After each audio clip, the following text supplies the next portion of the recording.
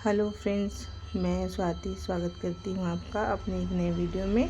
तो आज हम सीखेंगे 38 साइज़ में belt blouse, 4 tucks with belt blouse की कटिंग।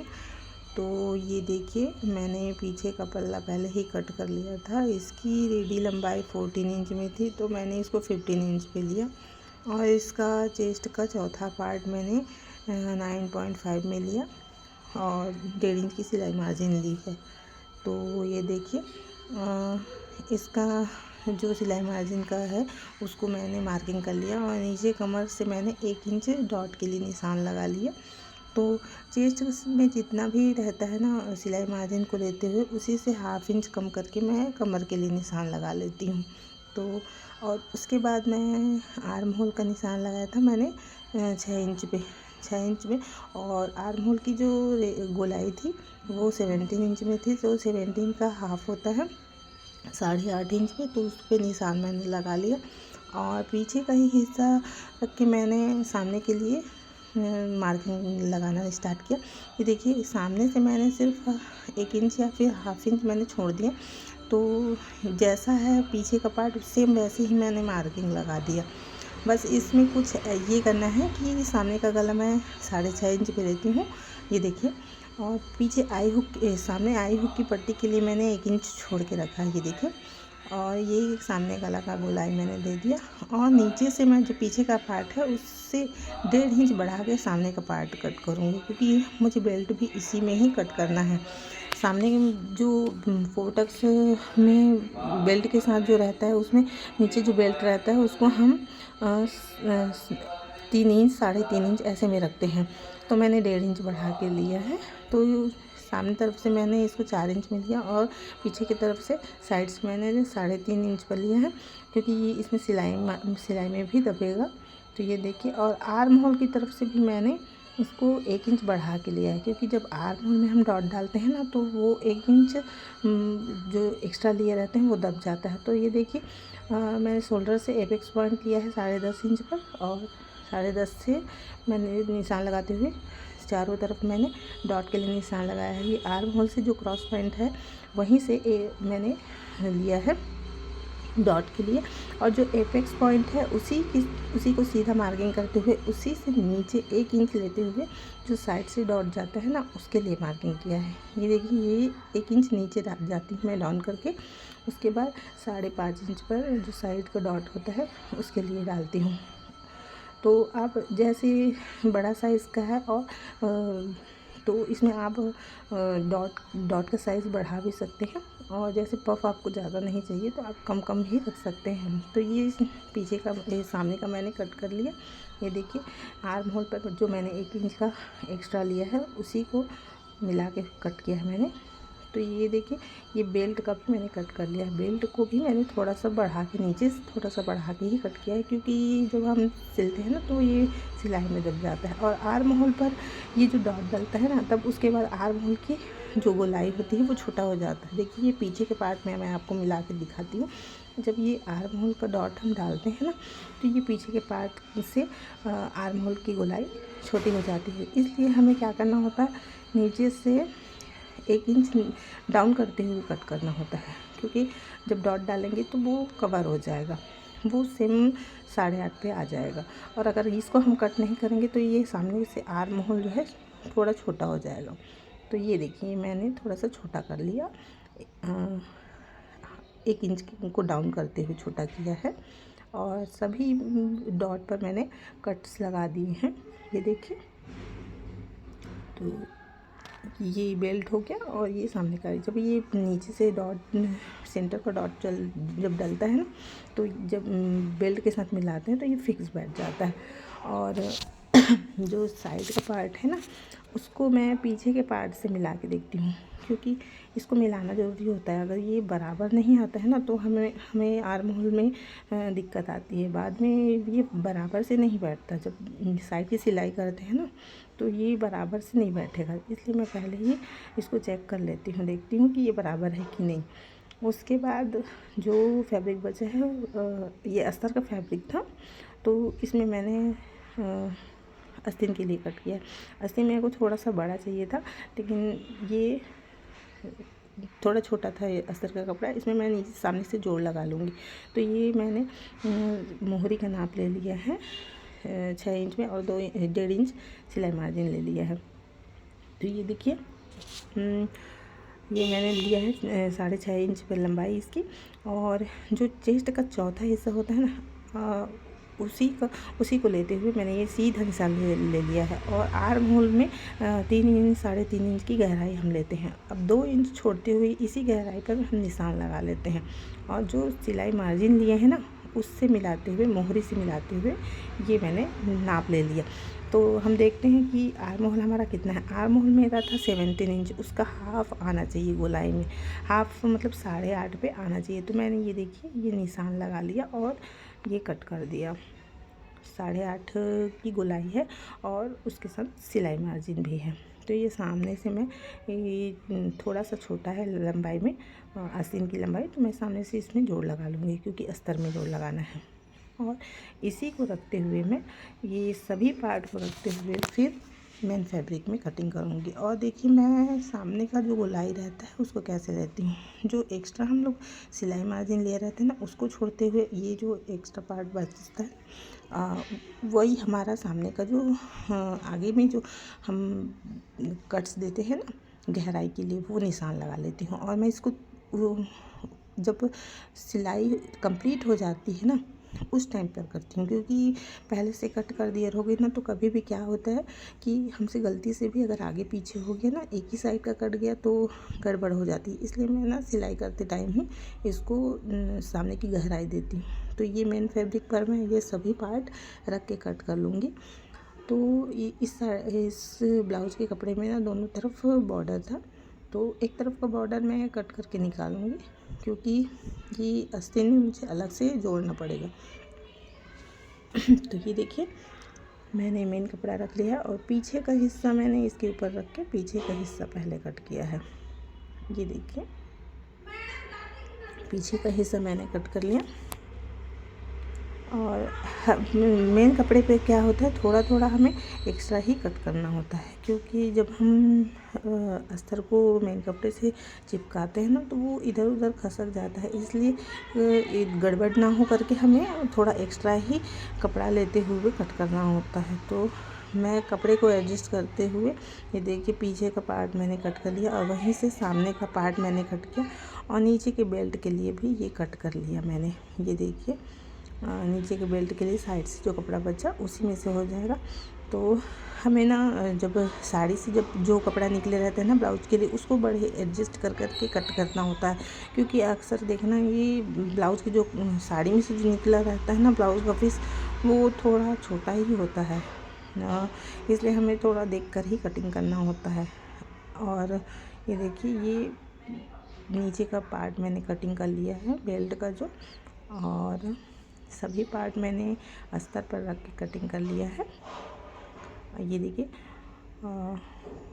अब ये इधर का जो हिस्सा बच रहा है ना ये आस्तीन में काम आ जाएगा। तो आस्तीन के लिए मुझे ना पहले इसका बॉर्डर कट करके निकालना होगा, क्योंकि अगर मैं ऐसे डायरेक्ट करती हूँ ना तो हमें क्या है चारों तरफ नीचे से ये देखिए ये ऐसे जो सिलाई मार्जिन है उधर जोड़ लगाना पड़ जाएगा। तो मैं क्या करती हूँ बॉर्डर को निकाल लेती हूँ। बॉर्डर जो है हमारे मोहरी की नाप में फिक्स होता है, तो मैंने ये निकाल लिया और साइड से मुझे जोड़ ना लगाना पड़े करके मैंने ये देखिए इस तरीके से अलग अलग करके आस्तीन को अलग अलग करके मैंने कटिंग किया ताकि मुझे जोड़ ना लगाना पड़े।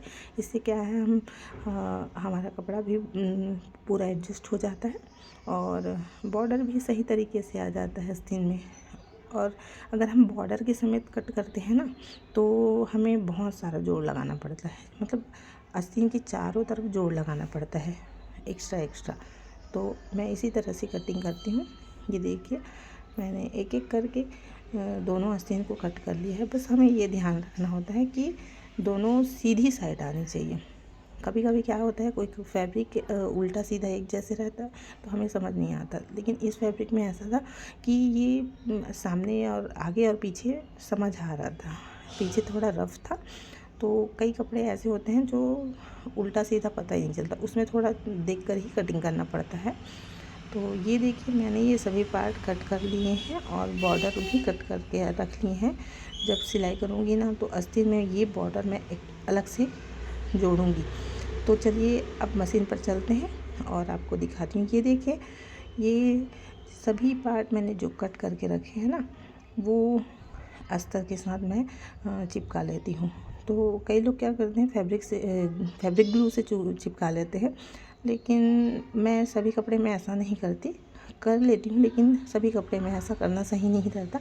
कई कपड़े में क्या है ये फैब्रिक ग्लू काम नहीं करता, अच्छे से चिपक नहीं पाता। तो इस पर मैं क्या करूँगी, सभी तरफ सिलाई चला लूँगी। और जब हमें जल्दी होता है ना तो फैब्रिक ग्लू ही ज़्यादा हेल्पफुल रहता है। उसमें क्या है हमारा टाइम भी बचता है और हमारा काम आसानी से भी हो जाता है। तो मैं इसको तो अभी फ़िलहाल सभी पार्ट को अस्तर के साथ चिपका लूँगी और तो मैं इसको चिपका करके आपको दिखाती हूँ। जब पूरा ये चिपका लूँगी ना तब उसके बाद मैं आपको दिखाती हूँ। उसके बाद एक एक करके मैं इसमें जोड़ लगाऊँगी, सभी पार्ट को अलग अलग जोड़ना दिखाऊँगी मैं आपको। तो देखिए ये सभी पार्ट मैंने एक साथ जोड़ के रख लिए हैं। सबसे पहले मैंने पीछे का पार्ट जोड़ा। ये देखिए ये पीछे का पार्ट मैंने पहले जोड़ा कच्ची सिलाई करते हुए। कच्ची तो नहीं करती पर थोड़ी सी हल्की ढीली ही रखती हूँ सिलाई को, ताकि बहुत टाइट ना हो, क्योंकि ये खींचा खींचा भी ज़्यादा अगर ढीला कर दोगे ना तो धागे खींचे खींचे से दिखते हैं, वो अच्छा नहीं लगता। तो ये देखिए मैंने ऐसे ही करते हुए सभी पार्ट मैंने एक साथ धीरे धीरे करके जोड़ लिए। ये पीछे से मैंने जोड़ लगा लिए अस्तर में, और जो एक्स्ट्रा फैब्रिक होता है ना उसको हमें कट करके निकाल लेना होता है। इसीलिए हमें एक्स्ट्रा फैब्रिक रख के ही कटिंग करना पड़ता है, क्योंकि जब भी अस्तर हम चिपकाते हैं ना तो कपड़ा इधर उधर हो जाता है। तो इधर उधर ना हो इसीलिए हम मेन फैब्रिक पे ना एक्स्ट्रा ही कपड़ा रखते हुए कटिंग करते हैं। ये देखिए और नीचे से भी मैंने डॉट के लिए निशान लगा लिया। अब ये सामने का पार्ट मैं जोड़ लूँगी। सामने का पार्ट उल्टा सीधा इसका समझ आ रहा है तो आसान हो जाता है। जब कोई कपड़े में उल्टा सीधा समझ नहीं आता ना तब उसमें थोड़ी परेशानी होती है। और ये मैं बेल्ट को और सामने का पार्ट सभी पार्ट मैं अस्तर से चिपका लूँगी। और ये देखिए सभी पार्ट मैंने चिपका लिए हैं। आस्तीन पे मैंने बॉर्डर भी जोड़ लिए हैं। अब सामने के पार्ट में ना जितने भी डॉट है उस पर मैं मार्किंग कर लेती हूँ। और ये मार्किंग मैं दोनों ही पार्ट में ये ले लेती हूँ। ये देखिए एक तरफ से चॉक से निशान लगा के दोनों ही पार्ट में ले लिए मैंने। और उसके बाद मैंने क्या किया, सभी टक्स में मैंने निशान लगाए। और इसको पक्का करते हुए ही चलाना होता है, क्योंकि ये अगर हमें कच्चा कर देंगे, कच्चे सिलाई में करेंगे तो ये जो डॉट का निशान लगाए रहते हैं वो निकल जाता है, इसलिए इसको पक्का करके ही लगाना होता है। तो ये देखिए सामने के पार्ट को जोड़ के मैंने नीचे से बेल्ट भी अटैच कर लिया, और बेल्ट को दबाते हुए ऊपर से मैंने एक दबाव की भी सिलाई लगाई। तो ये देखिए इसका पफ भी कितना अच्छा क्रिएट हुआ है। तो ये दूसरा पार्ट भी मैं सेम कट वैसे ही स्टिच कर लूँगी। और उसके बाद मैंने सभी में नीचे से अलग से अस्तर से पट्टी कट करके जोड़ लगाए हैं। ये देखिए सभी पर मैंने पट्टी लगा ली और दोनों ही पार्ट में वैसे ही किया। और एक तरफ मैं आई हुक की पट्टी लगाऊंगी और एक तरफ आई की पट्टी लगाऊंगी। तो ये देखिए जो भी कपड़ा बचे रहता है उसमें हमें आई की पट्टी लगानी होती है मेन फैब्रिक पर। और जो अस्तर का कपड़ा होता है ना उसको हुक की पट्टी लगा देती हूँ पीछे से, क्योंकि वो दिखता नहीं है हुक की पट्टी। और ये देखिए मैंने सभी पार्ट स्टिच कर लिए और सभी पे पट्टी लगा के रेडी कर लिए हैं। ये अस्तर का कपड़ा मैं हुक की पट्टी के लिए लगा दूँगी। तो ये देखिए अगर आपको मेरा ये बताने का तरीका या फिर सिलाई का तरीका अगर पसंद आ रहा हो तो प्लीज़ मेरी वीडियो को लाइक ज़रूर करिएगा और मेरे चैनल को सब्सक्राइब कीजिएगा। तो ये देखिए मैंने हुक की भी पट्टी लगा ली है। ये बराबर अगर ऊपर नीचे रहता है ना तो हमें ये सामने गले की तरफ से बराबर करने होते हैं। ये देखिए ये पीछे का पार्ट भी मैं अटैच करके रखी थी उसमें भी मैं पट्टी लगा लूँगी। तो अस्तर के कपड़े में थोड़ा सा जोड़ लगा के मैंने पट्टी तैयार कर लिया और इसको बराबर करते हुए पीछे के पार्ट पर भी मैं पट्टी लगा लूँगी। और ये साइड का जो पार्ट मैं बताई थी ना, उसको हमें बराबर देख करके ही देखना होता है। तो क्या है, साइड का पार्ट जब हम जोड़ते हैं ना तो ये बराबर आना चाहिए, नहीं तो आर्म होल के पास से ये जब सिलाई बराबर नहीं आती तो फिटिंग भी बराबर नहीं आती। जब आस्तीन जोड़ते हैं ना तो साइड का पार्ट जो है वो बराबर से होना चाहिए। फिटिंग की सिलाई और जो एक्स्ट्रा मार्जिन जो लिए रहते हैं वो बराबर होना चाहिए, तभी जाके फिटिंग अच्छी बैठती है और आर्म होल में खिंचाव भी नहीं आता और गले उतरने की भी जो प्रॉब्लम रहती है वो भी नहीं आती। तो मैं इसको बार बार से मिला ही लेती हूँ। तो ये देखिए, ये पीछे का भी पार्ट मैंने जोड़ लिया और सामने का पार्ट मैं इसे अटैच करते हुए जो बीच सेंटर से रहता है ना उससे मिलाते हुए सामने के पार्ट को बराबर से मिला लेती हूँ। जो साइड से जो एक्स्ट्रा कपड़ा होता है ना उसको मैं कट कर देती हूँ, क्योंकि सामने का पार्ट और पीछे का पार्ट कमर से भी बराबर ही होना चाहिए। तो ये देखिए, जो एक्स्ट्रा पार्ट है ना मैंने उस पर मार्किंग कर लिया है, मैं उसको कच्ची सिलाई लगा के कट कर लूँगी। तो ये देखिए, मैंने सभी पार्ट मैंने जोड़ लिए हैं। अब इसके बाद मैं इस पर आस्तीन जोड़ूँगी। ऊपर से ये मैंने दोनों पार्ट जोड़ लिए और बराबर मिलाते हुए देखा, जैसे आर्म होल के पास भी कपड़ा छोटा बड़ा हो जाता है ना तो उसको मिला लेती हूँ।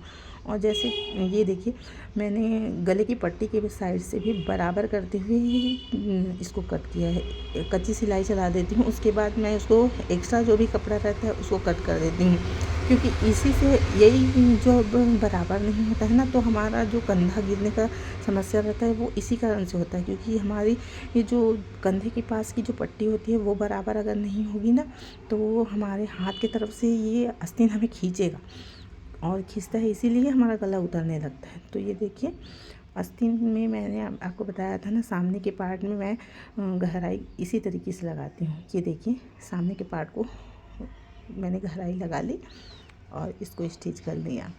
अब मैं देखूँगी, आमने सामने करके देखती हूँ मैं कि ये गहराई एक ही साइड है कि नहीं। उसके बाद मैं ये देखिए, आस्तीन पे बीच से जोड़ लगाना स्टार्ट करती हूँ। बीच से जोड़ने से आस्तीन में फिटिंग अच्छी आती है और कपड़ा छोटा बड़ा भी नहीं होता, ये अच्छे से बराबर से बैठता है। तो दोनों तरफ के आस्तीन को मैं ऐसे ही जोड़ती हूँ, बीच से स्टार्ट करती हूँ। उसके बाद दोनों तरफ सिलाई चलाती हूँ, फिर लास्ट में एक सिलाई शुरू से आखिरी तक फिर चला देती हूँ, इससे सिलाई भी मजबूत हो जाती है। उसके बाद देखिए, साइड से मैंने ये सीधी साइड से एक सिलाई चलाई ताकि ये जो कपड़े का जो हिस्सा है ना वो अंदर हमें इंटरलॉक करने की ज़रूरत नहीं पड़ती, वो अंडरग्राउंड हो जाता है, ये फिनिशिंग भी अच्छी आती है। तो मैं ये सभी नाप को मैं मार्किंग कर लूँगी। जैसे मोहरी का नाप था इसका 5.5 से थोड़ा ज़्यादा था उस पर, और आर्म होल 8.5 था वो निशान, और चेस्ट का निशान 9.5 पे, कमर का निशान 9 इंच पे, ऐसे मिलाते हुए सभी पर मैंने मार्किंग लगा लिया और सभी पे निशान लगाते हुए उस पर सिलाई चला दी। ये देखिए, सभी जगह से हमें निशान लगाना होता है। और इसका फुल बस्ट थोड़ा ज़्यादा था, 40 का था, तो वहाँ से फुल बस्ट में मैंने 10 इंच पर निशान लगाए। ये देखिए, एक सिलाई चला दी मैंने और वैसे ही 2-3 सिलाई चला लूँगी। और दूसरा आस्तीन, दूसरी साइड का भी आस्तीन ये मैं जोड़ रही हूँ सेम उसी तरीके से, सेम प्रोसीजर से बीच से ही स्टार्ट किया। और ये देखिए, दोनों ही आस्तीन मैंने जोड़ के रख लिया। और अब मैं लगाऊंगी पाइपिंग। तो ये मैंने डोरी पाइपिंग पहले ही तैयार करके रख लिया था और ये गोल्डन कलर में लगा रखा है मैंने। गोल्डन कलर में इसलिए लगाया है क्योंकि ये बॉर्डर से मैच करता हुआ है, साड़ी से भी मैच करता हुआ है, क्योंकि इसमें गोल्डन के पार्ट बूटे दिए हुए हैं। तो ये देखिए, डोरी पाइपिंग मैं क्या करती हूँ, पहले से बना के रखी रहती हूँ। कोई दिन मैं आपको दिखाऊंगी कि मैं हर कपड़े से मैचिंग जो हमारे कोई भी ब्लाउज़ में काम आ जाए, ऐसा मैं डोरी पाइपिंग बना के रखी रहती हूँ। इससे हमारा समय भी बचता है और हमें ज़्यादा सोचना नहीं पड़ता कि हम इस कपड़े पर किस कलर की पाइपिंग लगाएं। तो जिस भी कपड़े में जिस कलर की पाइपिंग मैच होते रहती है ना, मैं वो लगा लेती हूँ। तो इसको मैं पहले से ही रेडी करके रखती हूँ, इससे हमें बहुत सुविधा हो जाती है। तो ये देखिए मैंने एक तरफ से ऐसे सिलाई लगा के अब मैं इसको क्या करती हूँ, उल्टे साइड से ऐसे मोड़ते हुए डोरी पाइपिंग को उल्टे साइड से स्टिच करती हूँ। ये देखिए ये ऐसे उल्टे साइड से मैंने पहले तो सीधे ही साइड से लगाया, उसके बाद उल्टे साइड से और मैंने स्टिच कर लिया। और जो एक्स्ट्रा कपड़ा होता है ना वो कट करके निकाल लेती हूँ, क्योंकि ये मोटा हो जाता है ना तो ये पलटने लगता है। तो जो सिलाई करने के बाद जो भी एक्स्ट्रा कपड़ा मेन कपड़ा का निकला हुआ रहता है ना, जो फुचरे निकले हुए रहते हैं ना, उसको हमें कट करने होते हैं। कट करके हम क्लीन कर देते हैं। तो इससे क्या है, डोरी पाइपिंग अच्छे से लगती है और फिनिशिंग भी आती है ब्लाउज़ में। तो ये देखिए मैं पीछे करते हुए इसको फोल्ड करके पूरे राउंड पे पाइपिंग पे स्टिच कर लूँगी। तो मैं तो ऐसे ही लगाती हूँ डोरी पाइपिंग। और अगर आप लोगों को डोरी पाइपिंग बनाने का तरीका या फिर लगाने का तरीका अगर चाहिए होगा तो आप मुझे कमेंट ज़रूर करके बताइएगा। मैं उसकी भी वीडियो आपके लिए लाऊंगी, डोरी पाइपिंग कैसे लगाते हैं या फिर कैसे बनाते हैं। इससे क्या है, ब्लाउज़ में बहुत अच्छी फिनिशिंग आती है। जो सामान्य पाइपिंग लगाते हैं ना उससे कहीं ज़्यादा फिनिशिंग इसमें आती है और इसको लगाना भी बहुत ईजी होता है। तो फ्रेंड्स, मेरा ये वीडियो आपको कैसा लगा आप कमेंट करके ज़रूर बताइएगा और मेरी वीडियो को लाइक ज़रूर कीजिएगा और अच्छा लगे तो कमेंट ज़रूर कीजिएगा। और अगली वीडियो में किस टॉपिक पर लाऊं ये भी ज़रूर बताइएगा और आप मेरे चैनल को सब्सक्राइब कीजिएगा। तो ये देखिए मैं पूरे राउंड पर सिलाई चलाते हुए फिनिश कर लेती हूँ अपना पाइपिंग। तो ये देखिए मेरा ये ब्लाउज़ कंप्लीट हो गया है। आप बताइएगा ये कैसा बना है। जिनका ये ब्लाउज़ था उनको तो बहुत फिट आया। और आप बताइएगा आपको मेरी बताने का तरीका कैसा लगा और ये ब्लाउज़ किस तरीके से रेडी हुआ है। ये देखिए हम सभी पार्ट को अगर अच्छे से नाप लेके फिटिंग लगाते हैं ना तो कहीं से भी छोटा या बड़ा नहीं होता, फिक्स बैठता है नाप के अकॉर्डिंग। तो ये देखिए ये मैंने बराबर से डोरी पाइपिंग लगा के तैयार कर ली। तो आपको मेरी वीडियो कैसी लगी ये कमेंट करके ज़रूर बताइएगा। तो ये देखिए ब्लाउज़ का फाइनल लुक। आपको अगर अच्छा लगे तो प्लीज़ मेरी वीडियो को लाइक ज़रूर कीजिएगा और एक प्यारा सा कमेंट कीजिएगा ताकि मैं आगे वीडियो बनाने के लिए मोटिवेट हूँ। तो आगे और मिलते हैं मेरे एक नए वीडियो के साथ, तब तक के लिए बाय बाय।